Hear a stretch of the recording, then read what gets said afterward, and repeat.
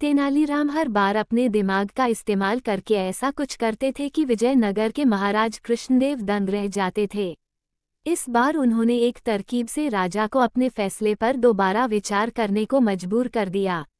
हुआ यूं कि एक बार राजा कृष्णदेव किसी काम के चलते कश्मीर चले गए।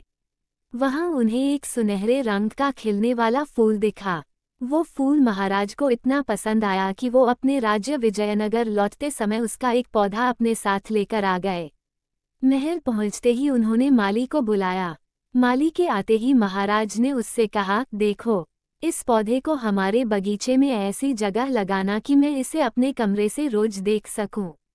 इसमें सुनहरे रंग के फूल खिलेंगे जो मुझे काफी पसंद हैं। इस पौधे का काफी ख्याल रखना। अगर इसे कुछ भी हुआ तो तुम्हें प्राण दंड भी मिल सकता है। माली ने सिर हिलाते हुए राजा से पौधा लिया और उनके कमरे से दिखने वाली जगह में उसे लगा दिया। दिन रात माली उस फूल का खूब ख्याल रखता था। दिन जैसे ही बीतते गए उसमें सुनहरे फूल खिलने लगे। रोज राजा उठते ही सबसे पहले उसे देखते और फिर दरबार जाते थे। अगर किसी दिन राजा को महल से बाहर जाना पड़ता था तो उस फूल को न देख पाने के कारण उनका मन दुखी हो जाता था। एक दिन जब राजा सुबह उस फूल को देखने के लिए अपनी खिड़की पर आए तो उन्हें वो फूल दिखा ही नहीं। तभी उन्होंने माली को बुलवाया।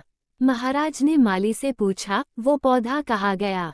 मुझे उसके फूल क्यों दिख नहीं रहे हैं?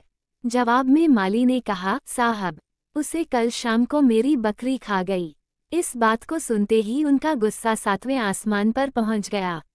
उन्होंने सीधे राजमाली को 2 दिन बाद मौत की सजा सुनाने का आदेश दे दिया। तभी वहां सैनिक आए और उसे जेल में डाल दिया। माली की पत्नी को जैसे ही इस बारे में पता चला, वो दरबार में राजा से फरियाद करने पहुंची। गुस्से में महाराज ने उसकी एक बात न सुनी। रोते रोते वो दरबार से जाने लगी। तभी एक व्यक्ति ने उसे तेनालीराम से मिलने की सलाह दी। रोते हुए माली की पत्नी ने तेनालीराम को अपने पति को मिली मौत की सजा और उस सुनहरे फूल के बारे में बताया।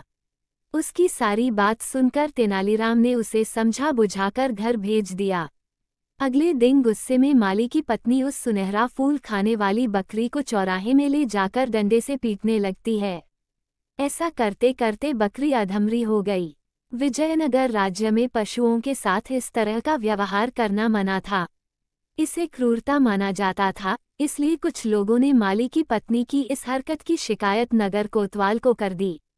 सारा मामला जानने के बाद नगर कोतवाल के सिपाहियों को पता चला कि यह सब माली को मिले दंड की वजह से वो गुस्से में कर रही है।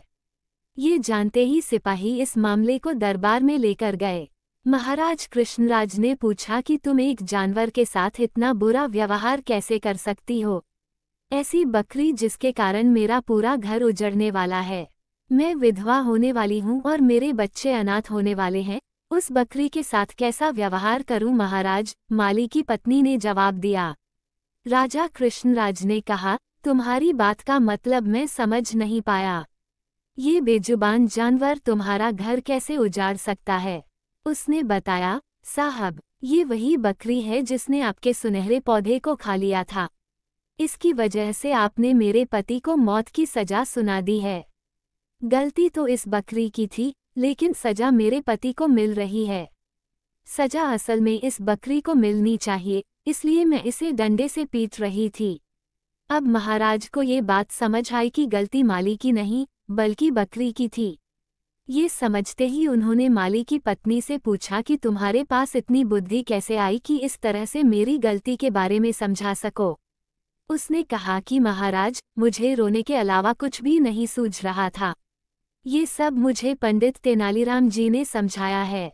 एक बार फिर राजा कृष्णराय को तेनालीराम पर गर्व महसूस हुआ और उन्होंने कहा कि तेनालीराम, तुमने मुझे एक बार फिर बड़ी गलती करने से रोक दिया।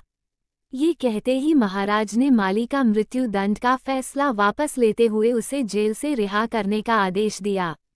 साथ ही तेनालीराम को उनकी बुद्धि के लिए 50,000 स्वर्ण मुद्राएं उपहार के रूप में दी। कहानी से सीख, समय से पहले कभी भी हार नहीं माननी चाहिए। कोशिश करने से बड़ी मुसीबत से निपटा जा सकता है।